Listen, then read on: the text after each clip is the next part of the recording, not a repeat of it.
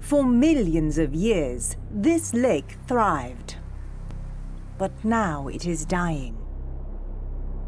Poisoned by humans who put themselves above nature.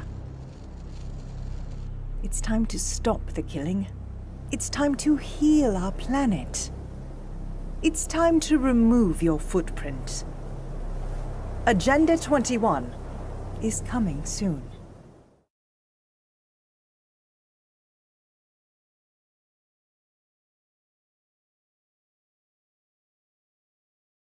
Thank you very much. I want to tell you how excited I am to be here tonight to see all of you. And it's not just because you've come here to hear me speak, but it's because meetings like this are taking place all over this country.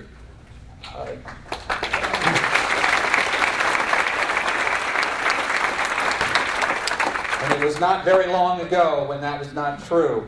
There were 4 or 5 of us talking about Agenda 21 over the last 15 to 18 years to very empty rooms. And in the last year and a half, that has changed.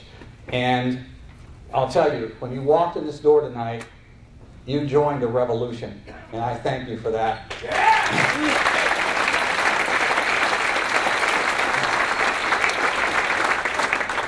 Now, to lay the proper foundation for our discussion today on Agenda 21, let me begin with this quote from Ayn Rand in Atlas Shrugged.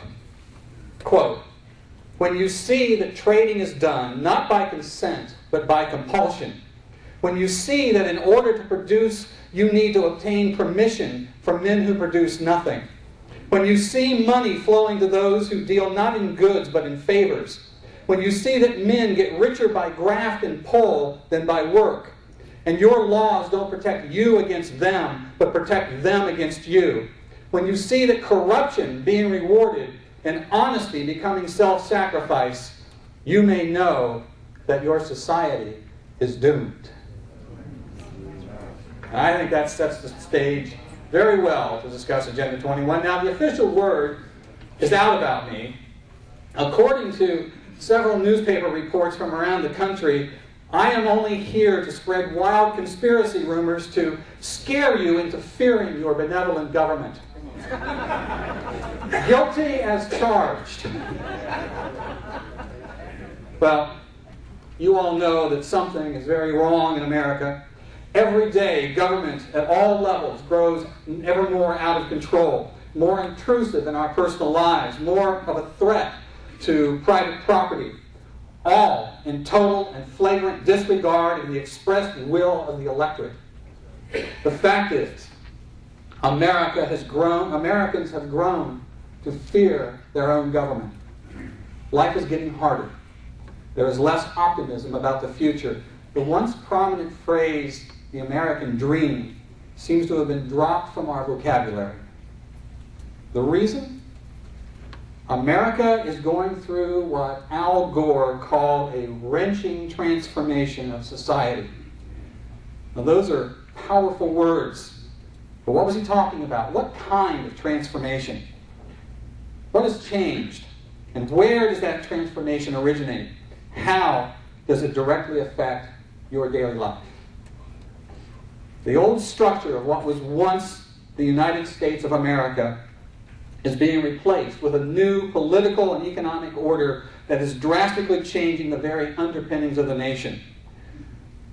These are being replaced with a new ruling authority created to mandate proper conduct for every citizen in a newly organized society. Now there's a radical statement. It's being done quietly, behind the scenes, without debates, without votes, and with no official announcement.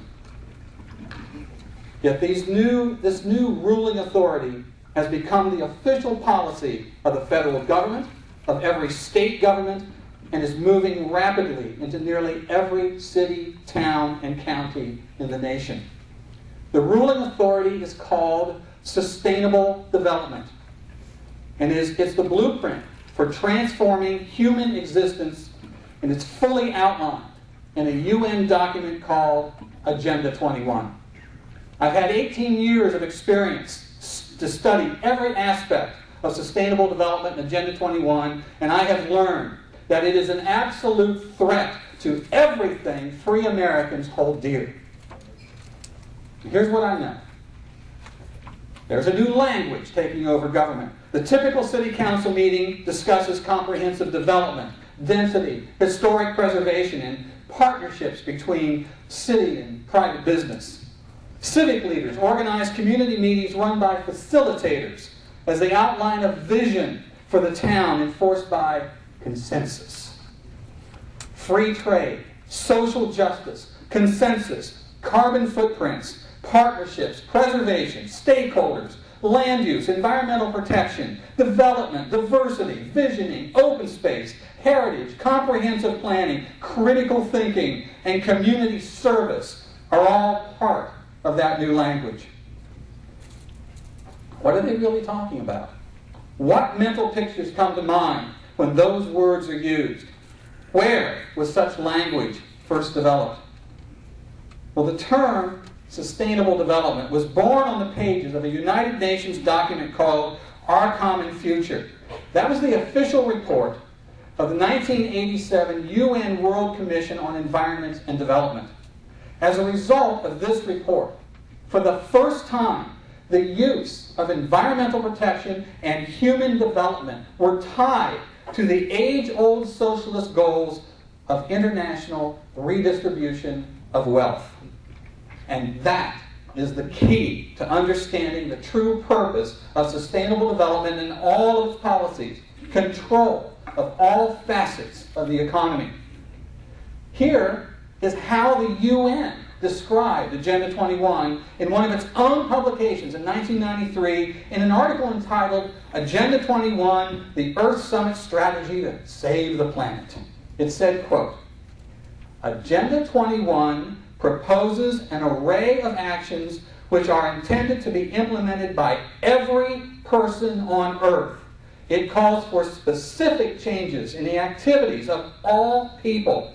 Effective execution of Agenda 21 will require a profound reorientation of all humans, unlike anything the world has ever experienced. I've never read a more powerful statement of a purpose for government. And yet, when you and I point it out and protest against it, we are attacked as fringe radicals. Astounding. Here is the exact course that brought Agenda 21 to America and into our local community.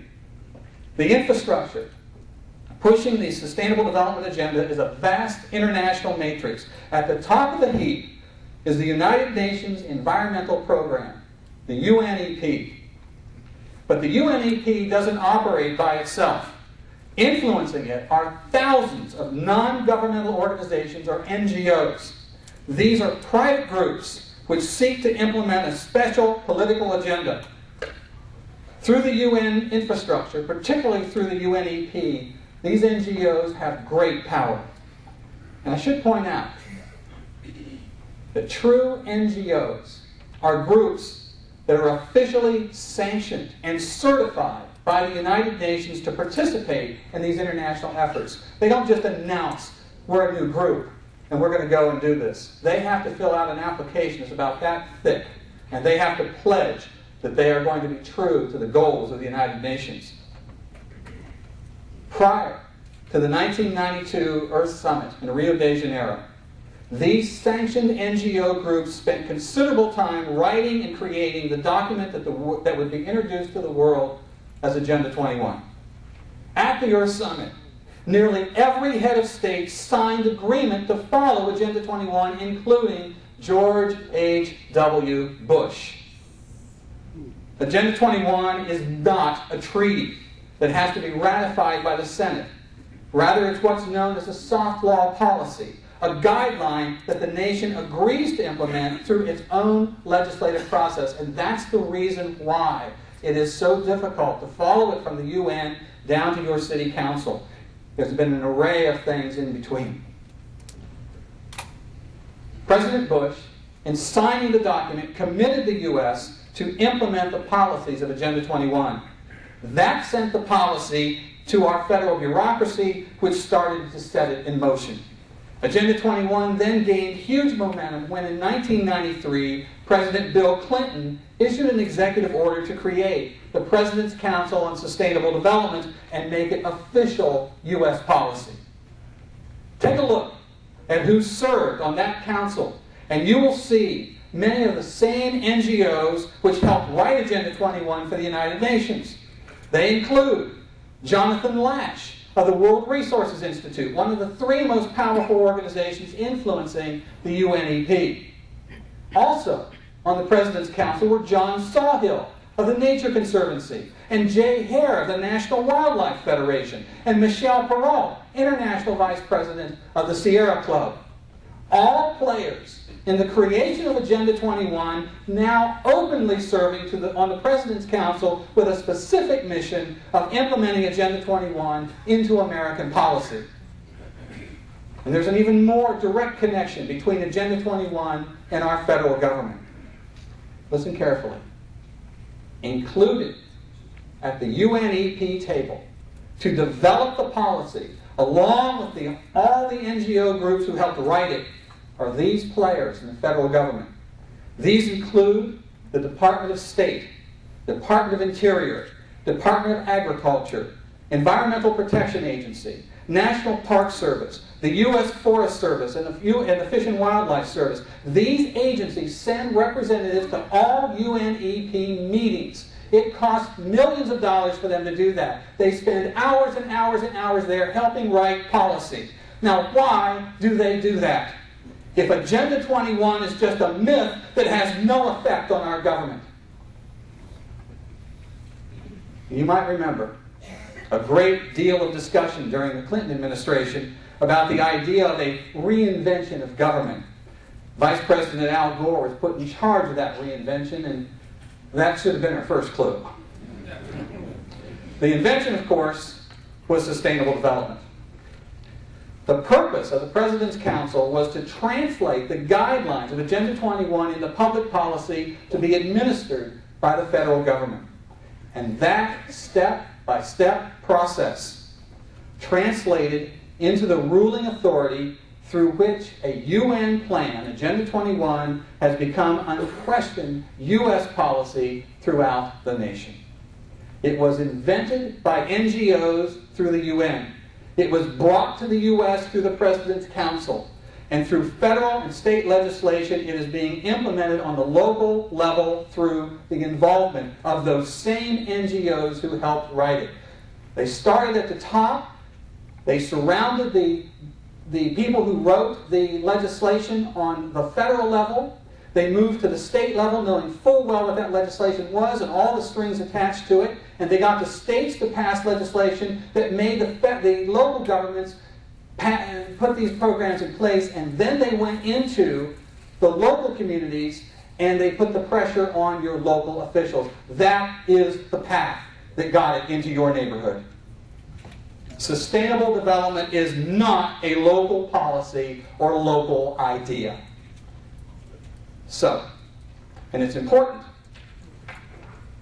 that your lawmakers know the Agenda 21 connection in order to understand the origins, the philosophy, and the true purpose behind the plans that they are implementing. So, what is sustainable development?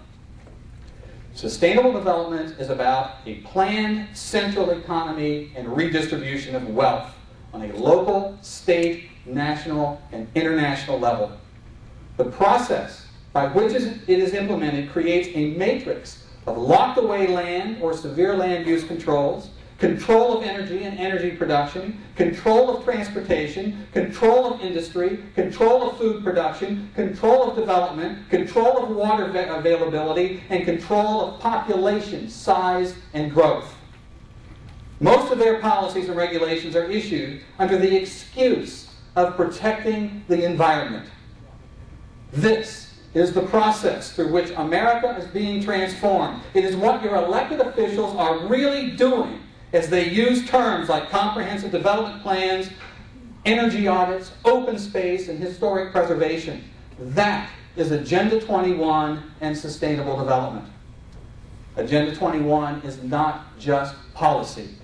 It is a complete system to change the way we think, the way we react, the way we make decisions. And those who promote it have very specific ideas as to how they want you to answer each of these things. That's why it's called an agenda. Let me show you what I mean. The Sustainable Development logo, used in most literature on the subject, contains 3 connecting circles. Each one's labeled. One is labeled social equity, one is economic prosperity, and one is ecological integrity. That logo is basically the blueprint. We know these as the 3 E's. Let me take them one at a time. Social equity.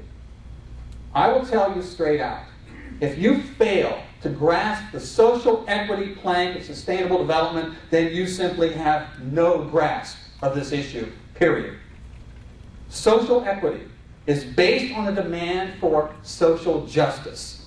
Social justice is described as the right and opportunity of all people to benefit equally from the resources afforded us by society and the environment.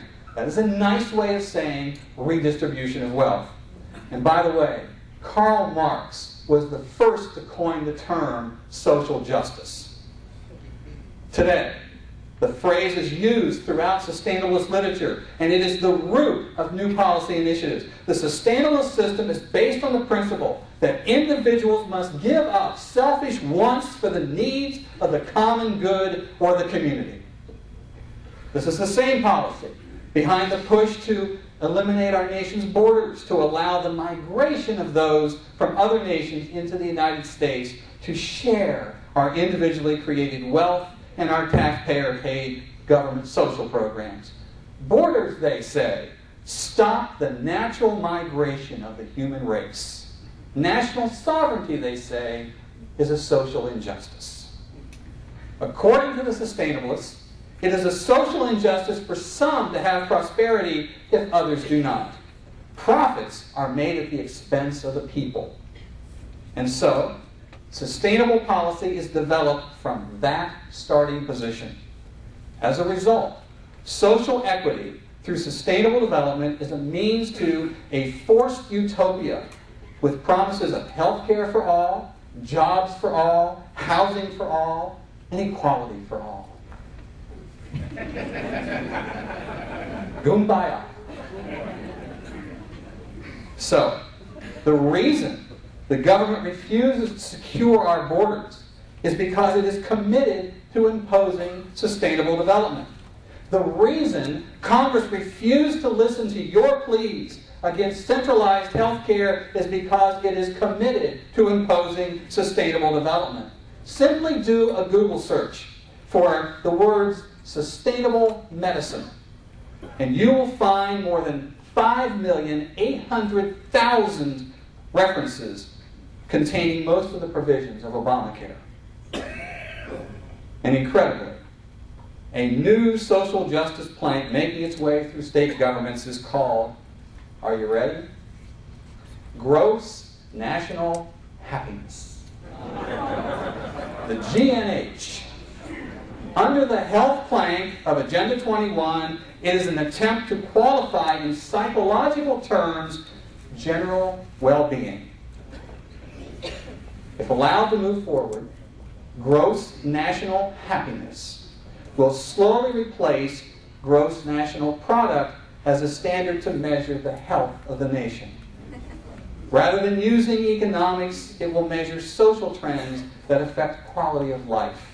You know all those surveys your kids have to fill out in school? It'll be part of the Gross National Happiness Survey. And this is combined with, are you ready? The Happy Planet Index, the HPI, developed by the New Economy Foundation with support from the Friends of the Earth, and I'm quite sure several of your tax dollars. At its core, the Happy Planet Index argues that long and happy lives must be the economy's ultimate goal and not merely all that insatiable economic stuff. and you wonder why the economy is collapsing as the rantings from a bad LSD trip it becomes serious policy actually considered by real government agencies? What I've just revealed to you come from official documents from the state of Maryland and more. Last week in Tennessee, there was a major rally demanding gross national happiness.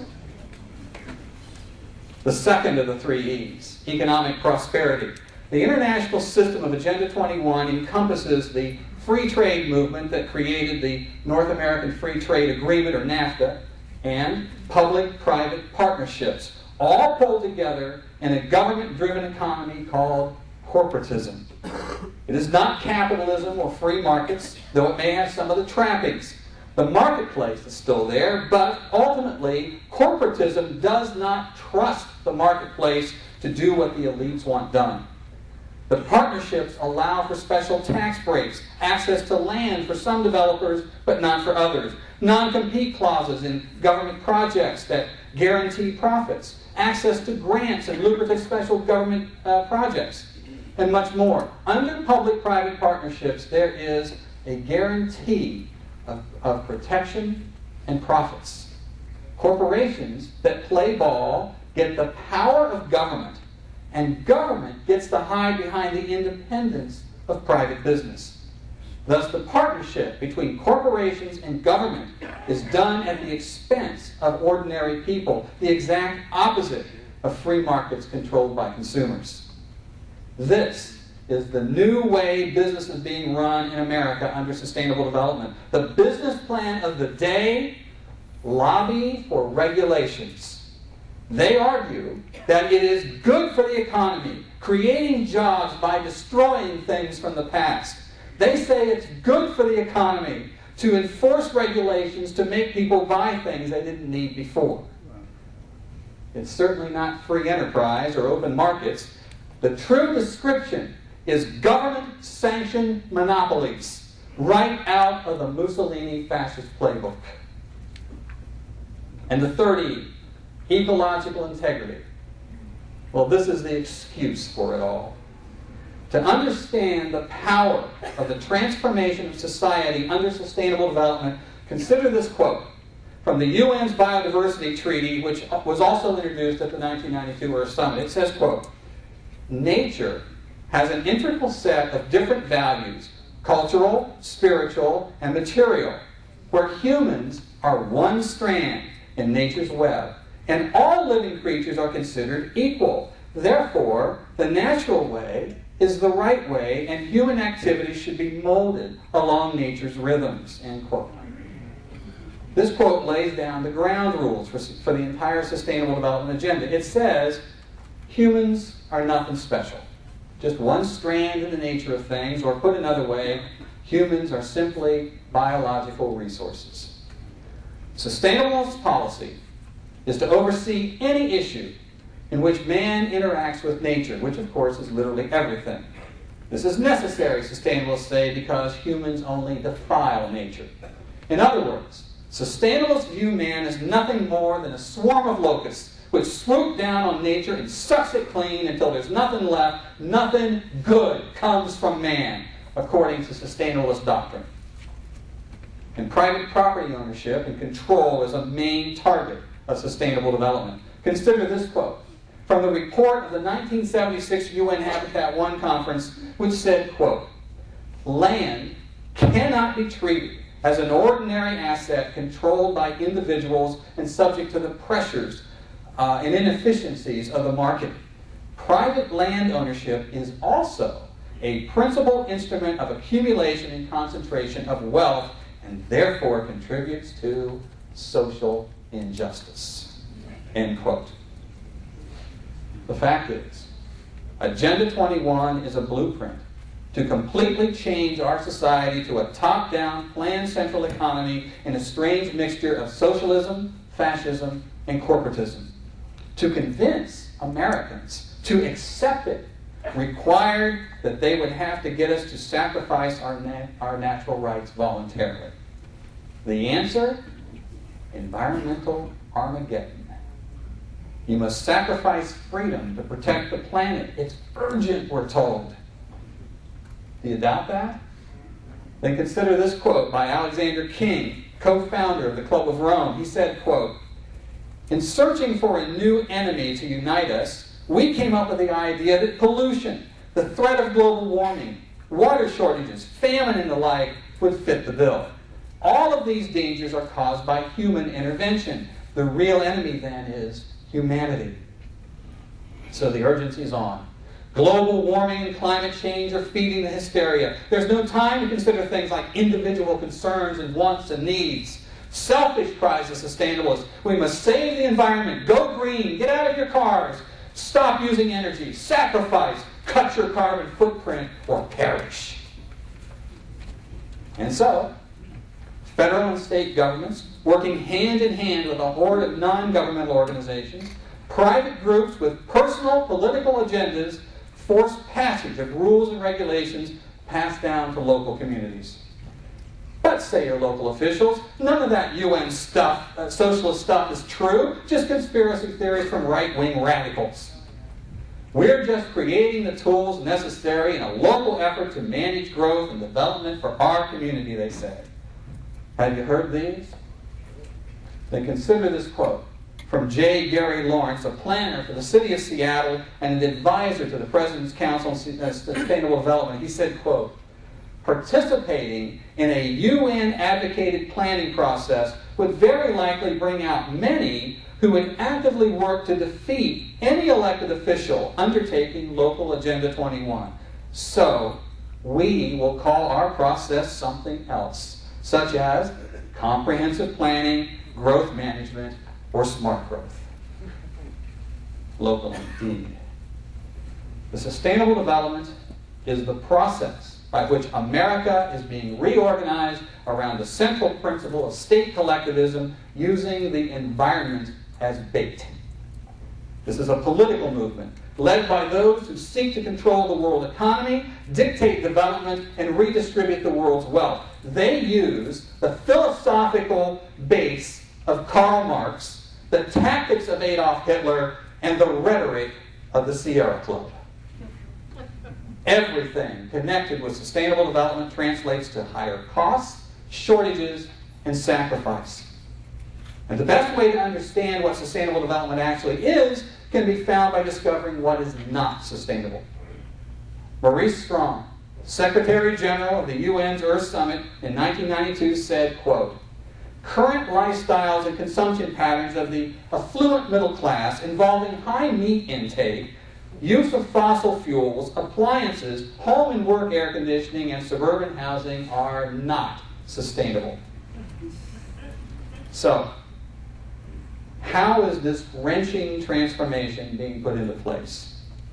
There are 4 very specific routes being used. In the rural areas, it's called the Wildlands Project. In the cities, it's called smart growth.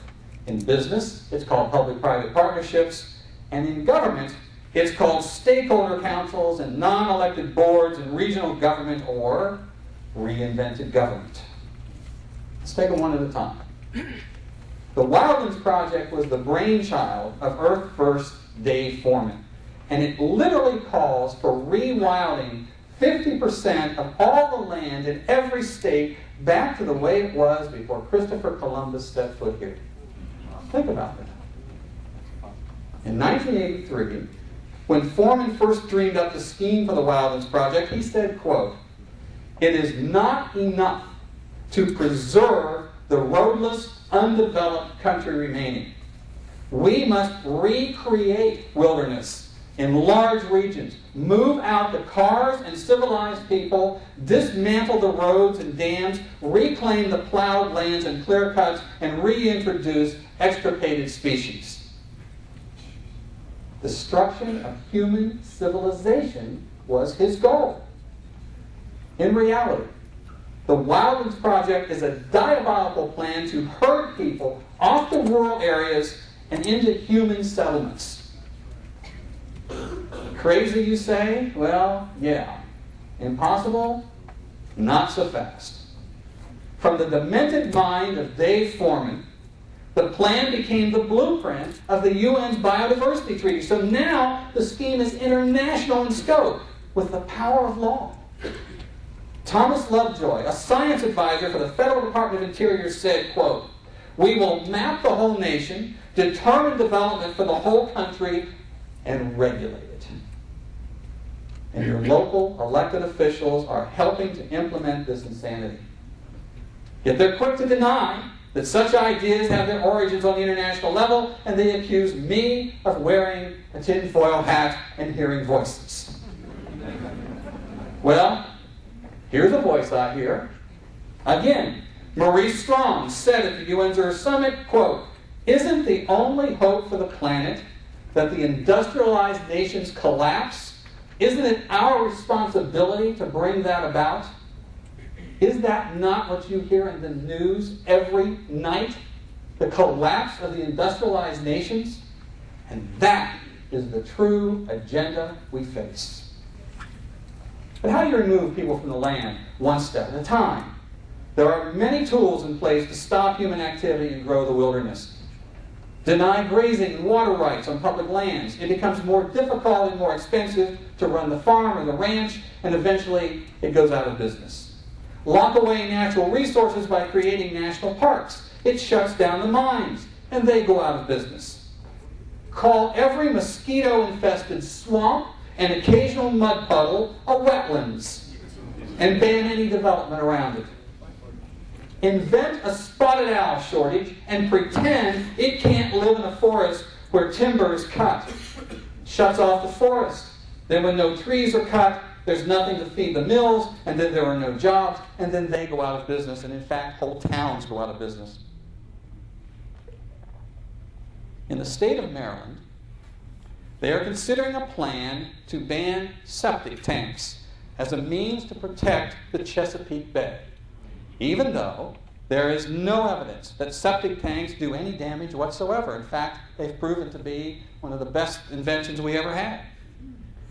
The only result of the ban will be to make it impossible to live in a rural area unless you want to spend millions, several millions of dollars on a private water treatment plant. The Wildlands Project comes in many names and many programs. Wilderness areas, comprehensive land use plans, bikeways, greenways, heritage areas, land management, rails to trails, open space, wolf and bear reintroduction, conservation easements, and many more.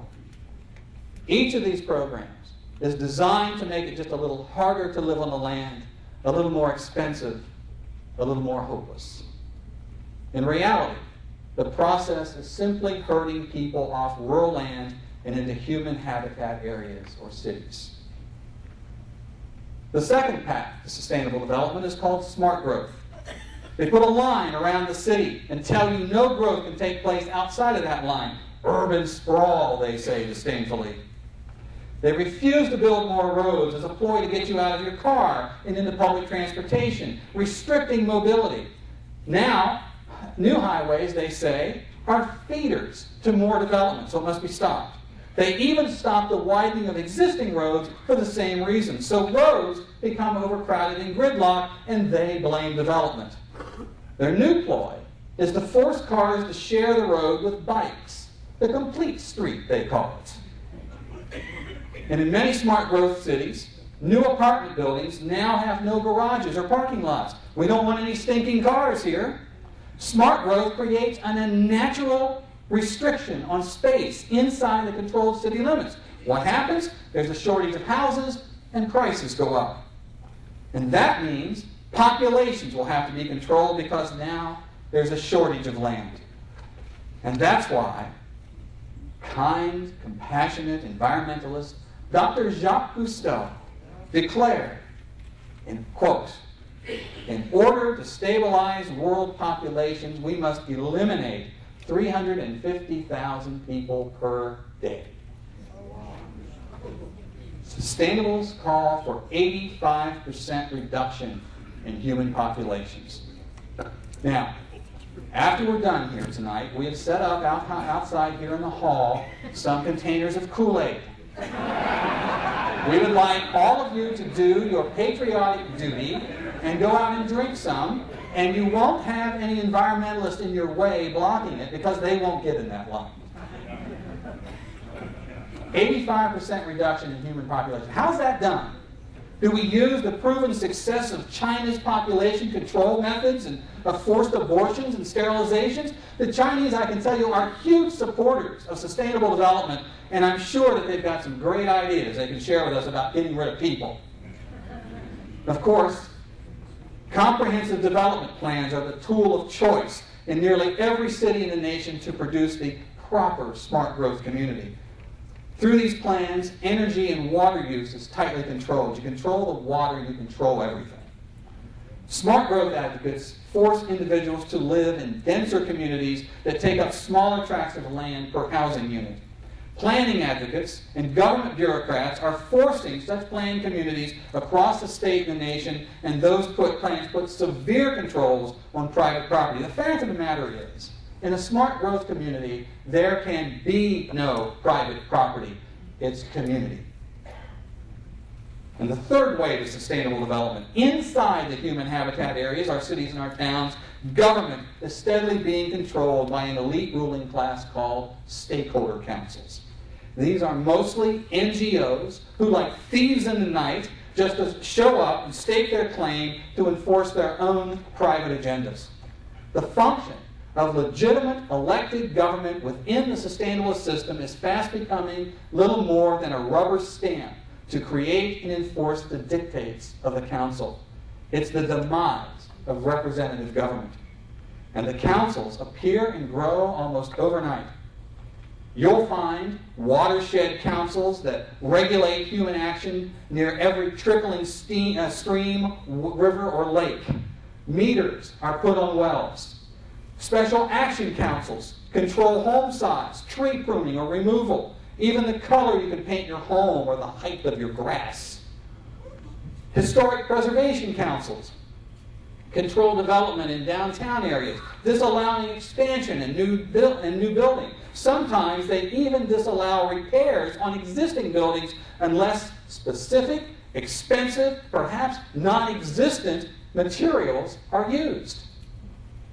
In rural areas, we find the establishment of fire safety councils that prevent those living in wooded areas from removing vegetation and dead trees from wooded areas or on their own land, because to do so wouldn't be natural and damages the ecology. And that's why the fires are burning so hot in the West now. So as a result, forests can't be cut. Farmers pay taxes to draw their own water and their own wells. Commercial fishermen can't fish, and regulations cover all possible human activity.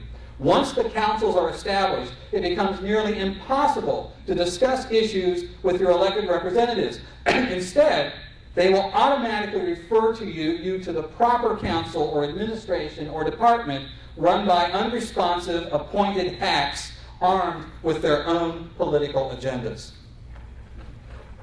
These non-elected councils fit almost perfectly the definition of a state Soviet, a system of councils that report to an apex council and then implement a predetermined outcome. Soviets are the operating mechanism of a government-controlled economy, the exact opposite of a constitutional republic. And the fourth path to sustainable development, as I mentioned earlier, public-private partnerships. You hear the propaganda of the public-private partnerships nightly on your television as their commercials tell you to go green. And they use Congress to build more wealth and power. GE and Sylvania used their partnership with government to ban their own product, the incandescent light bulb, and replace it with the new green bulbs. By next year, you won't be allowed to buy incandescent bulbs. Why? Because GE can make 3 times as much for the new ones because they're more expensive. Such is the reality of green industry. In fact, there would be no green industry if not for the billions of dollars in grant money shelled out to the partnerships to develop alternative energy schemes. The fact is, wind energy may well be the least sustainable and least eco-friendly of all electricity options. In fact, it probably requires more energy to manufacture, haul, and install these monstrous windmills and their transmission systems than that windmill will ever generate in its life. Yet the nation, in the name of sustainable development, is investing everything in our future to enforce these windmills over real energy providers. Alternative energy amounts to less than 1% of our energy needs. And for every green job created, 2 in legitimate industry are lost because of green rules and regulations. America has now discovered it has a near infinite amount of shale oil in literally every single state. Rather than celebrate our good fortune to reduce gas prices and eliminate dependency on foreign oil cartels, the sustainabilists are rushing in a near panic to block the drilling of shale oil.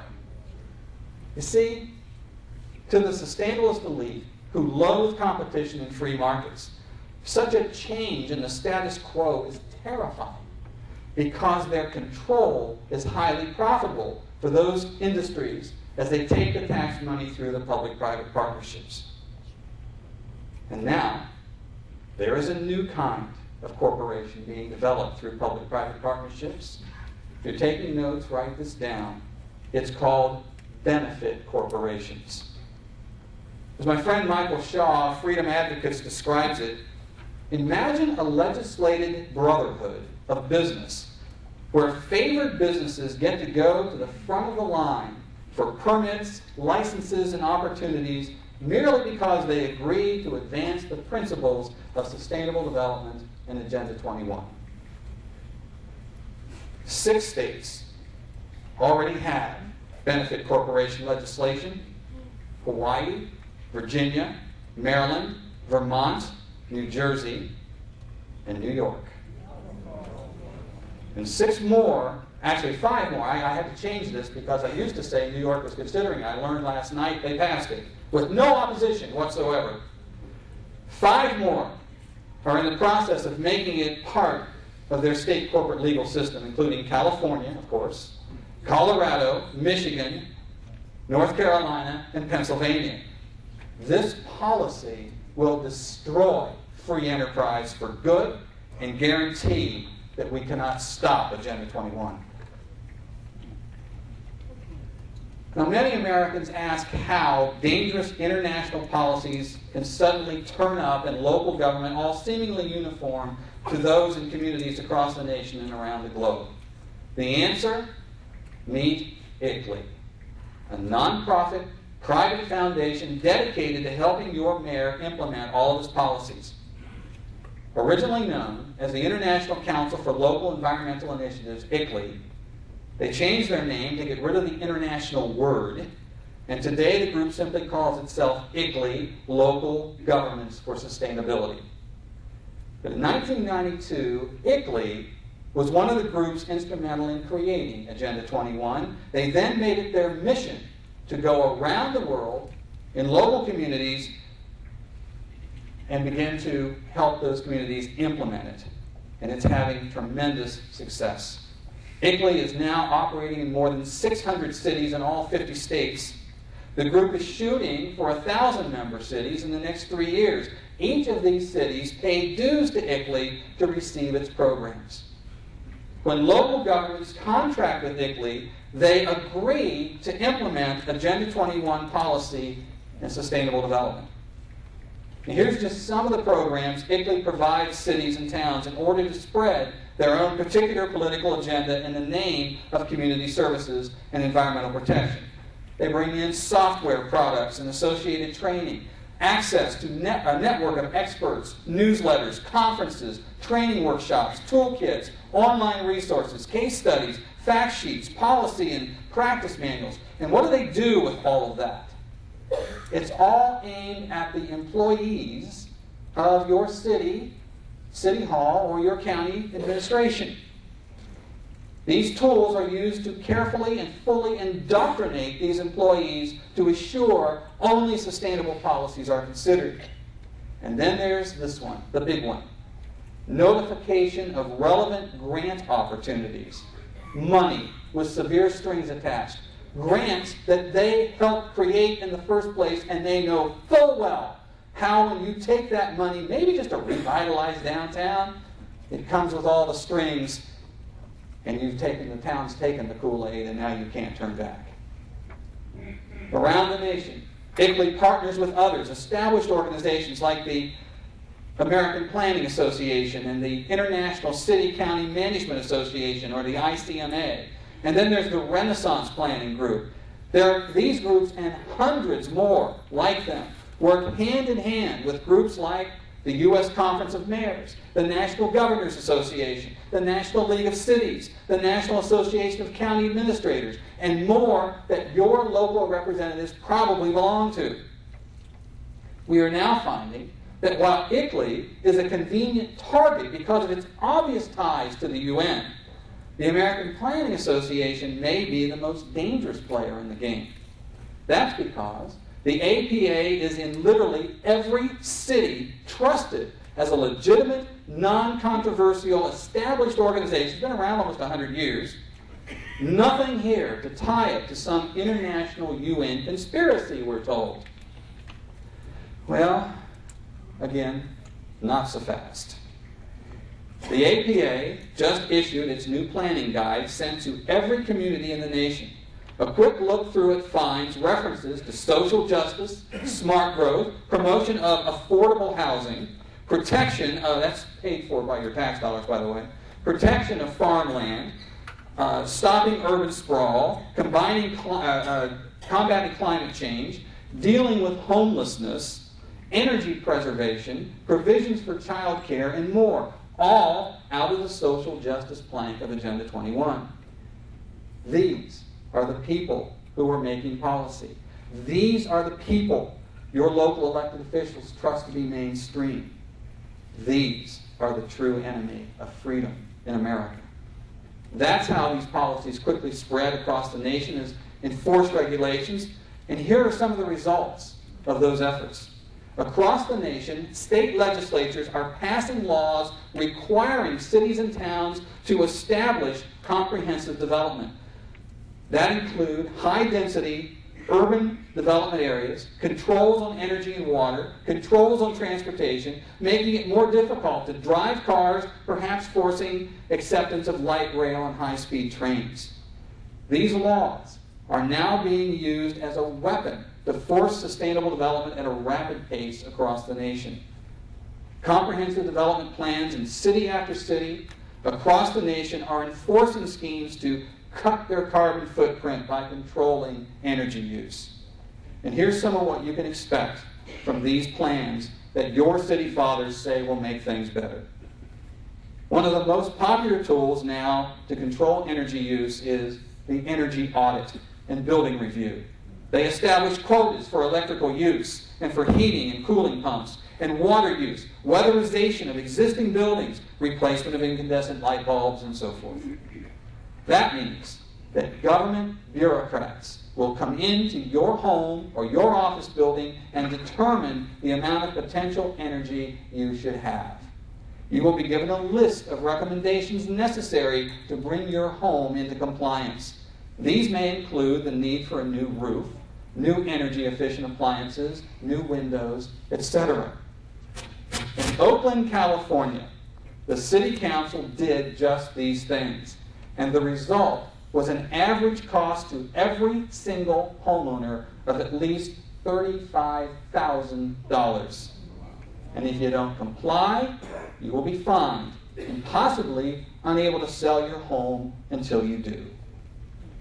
Across the nation, power companies in partnership with government planners are forcing the use of smart meters. Those meters contain RFID chips. The technology enables the power company to keep track of how much power you are using and control, regulate, and ration your use of that electricity. They will set the temperature in your home. If they decide that you're using too much hot water for your showers or washing machines or too much air conditioning, your electricity will automatically be turned down or even off. Moreover, a future goal is to have all appliances replaced with those containing those same RFID chips which the smart meter will speak to for more regulations and controls. And those who protest that such meters are a violation of private property rights and freedom of choice are told that their only choice is to accept the meters or have no electricity in their home. And it just keeps getting wilder. Under the title of sustainable farming, the planners are excited about a new sustainable style of tractor to pull the plows. It's called a team of oxen. And they're serious.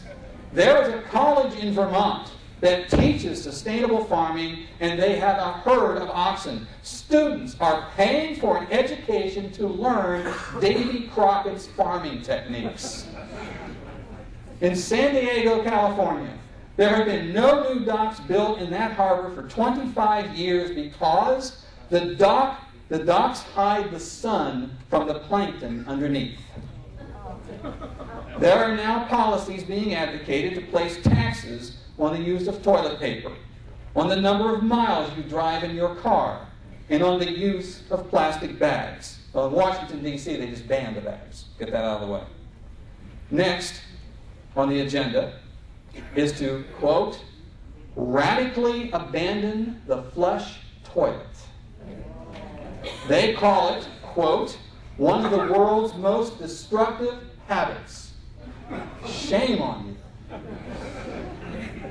The Bill and Melinda Gates Foundation have made a donation of $3 million to 8 universities to reinvent the flush toilet. The EPA is now providing funding to NGO groups to run training programs for people to photograph and report neighbors who may be committing crimes against the environment.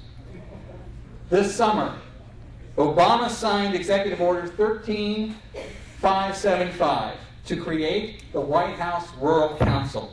The Council is a list of the most aggressive agencies and departments of the U.S. government. It will bring an army of regulators into rural areas to completely control every decision of land use, farming, and development. It will even affect curriculum in schools.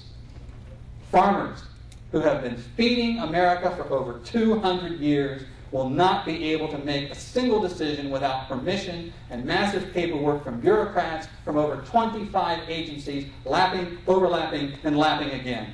The result will only be food shortages and higher prices.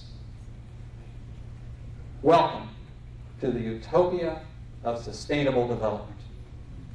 This is Big Brother at its worst, and it's planned control enforced by your local leaders and representatives in partnership with ICLEI, an organization whose vice chairman,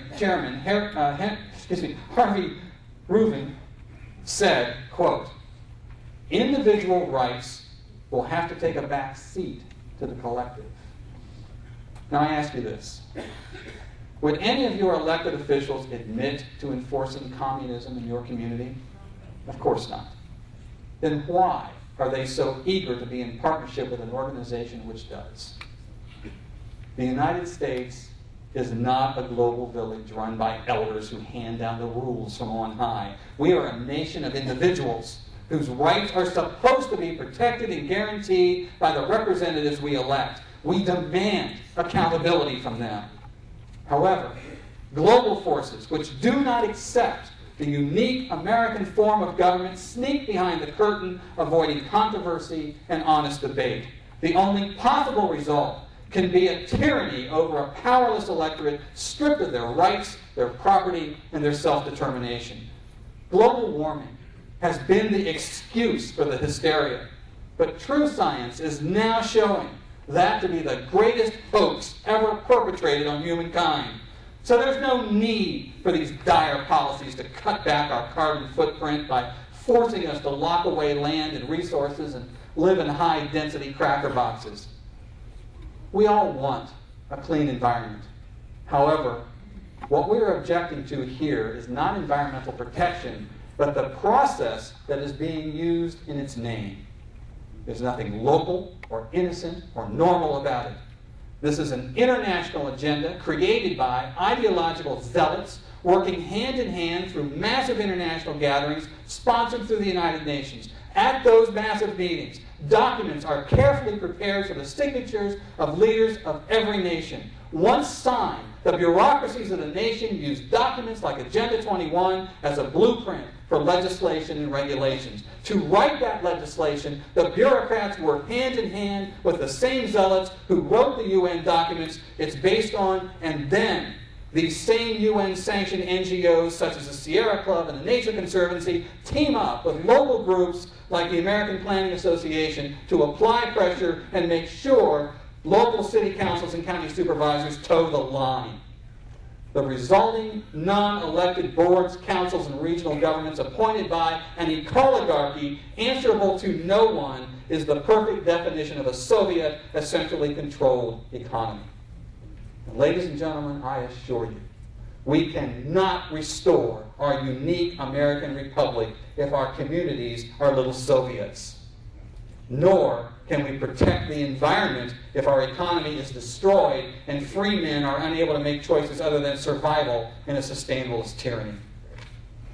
The sustainabilists are using our carbon footprint as a measure of our guilt. One fact is sure. If you have no carbon footprint, you are dead. Elected officials can no longer play ignorant about the origins of their policies. America is dying while they are denying. It is their elected duty to represent the people and protect them from these piranhas that are devouring our way of life. To save it, you must take action now. And understand that the main battle is being fought not in Congress, but right here on the local level. If America is to survive, you and I must stop sustainable development in Agenda 21 now at every level of government. We must stand up and protest at every city council and county commissioner meeting, at every planning board, and at every consensus meeting. Fight the creation of non-elected councils, commissions, or boards because they can and they will be used as a weapon against your ability to deal and reason with local government. Above all, refuse federal or state money or new sustainable programs and get rid of the old ones. And if ICLEI and the American Planning Association are now running things in your town, and they are, throw them out. Stop payment of dues, disband anything that they have built, and start looking for some high-grade tar and feathers.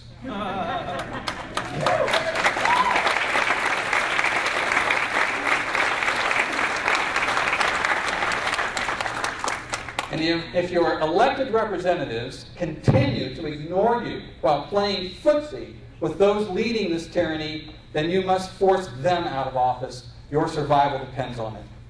Nameless, faceless bureaucrats wielding power in the back rooms, untouched and unseen, is not freedom. The sustainabilists now haunt the upper levels of the federal government, our state houses, and our city council chambers. In these very dangerous times, it is easy to despair over our nation's future. They have achieved many of their goals, but they have not yet won. Their whole agenda is built on a house of cards that stands only when you are ignorant and compliant.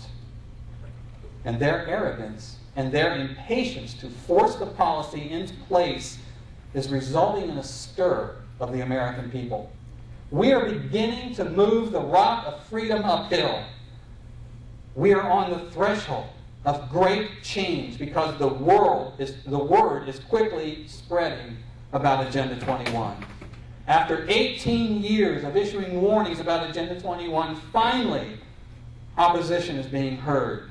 In the past 10 months, at least 10 communities have taken action and revoked contracts with ICLEI. It started in January with Carroll County, Maryland, then Amador County, California, then Montgomery County, Pennsylvania, then Edmond, Oklahoma, then Las Cruces, New Mexico, then Spartanburg, South Carolina, then Albemarle County, Virginia, the home of Thomas Jefferson, then Plantation, Florida, then James City County, Virginia, where America basically started in Jamestown. And just most recently, Lexington, Virginia, rejected its contract with Italy. And there's more. In the Washington State Legislature, they are establishing an anti-Agenda 21 caucus. In Bonner County, Idaho, County Commissioner Cornell Razor is working to establish a property rights council as an official arm of the county government. It will oversee all legislation coming before the county commission and will determine if it violates private property rights. And just this past week, I participated in a national conference call of activists to help move the Property Rights Council idea across the nation. Activists in Tennessee are already moving to implement the idea. The state legislature in Wisconsin now has a bill before it to allow local community governments to repeal comprehensive development plans they were forced to put together under smart growth legislation. It also eliminates the grant program that was set up to finance the smart growth schemes. And finally, Florida state legislature has passed and the governor has signed legislation to repeal smart growth legislation for the whole state.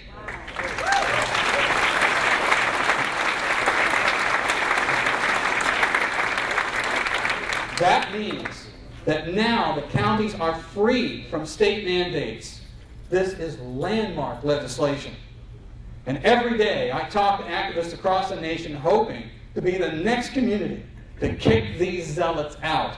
In several counties, anti-Agenda 21 candidates are starting to appear on ballots. Some of them are even so determined that they're running as write-ins. In a panic, Italy is now rushing to cleanse its website of any mention of Agenda 21. Our opponents are trying their best to ridicule us and paint us as a movement of extremists. It's not working. We are getting stronger every day. For the first time since I started down the road to expose Agenda 21, I believe we will succeed in crushing it.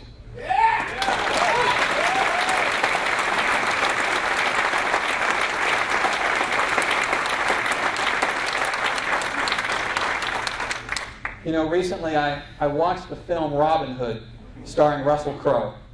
And I was struck by the similarities between England of the 13th century and today's America. It was a time of serfs who had no rights, no property, and only poverty in their future. It was a time when the king owned everything, from land to livestock. And it was a time when tax collectors could literally confiscate everything you had in the name of the king, leaving you with virtually nothing. The people attempted to rise up and demand that their king give them legal rights from which they could be guaranteed the ability to benefit from the fruits of their own labor. The people of the 13th century England knew what they had to do if ever they were going to be free. The slogan under which they organized was, "Rise and rise again until lambs become lions." Today, as we face an ever-growing tyranny by a government and a president, as well as elected officials on every level who ignore you, lie to you, deny their actions that you can plainly see, Americans, for the first time in history, face the same evil those Englishmen faced so long ago. And so today, I appeal to you to take that same resolve. Today, begin that effort to rise up and continue to fight again and again. At city council and county commissioner meetings, take their ridicule and return to fight again. Stand up to these self-proclaimed stakeholders and outsider NGOs, the carpetbaggers of our day.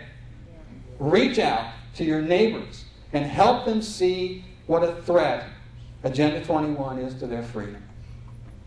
Never give in. Rise and rise again until lambs become lions. Thank you.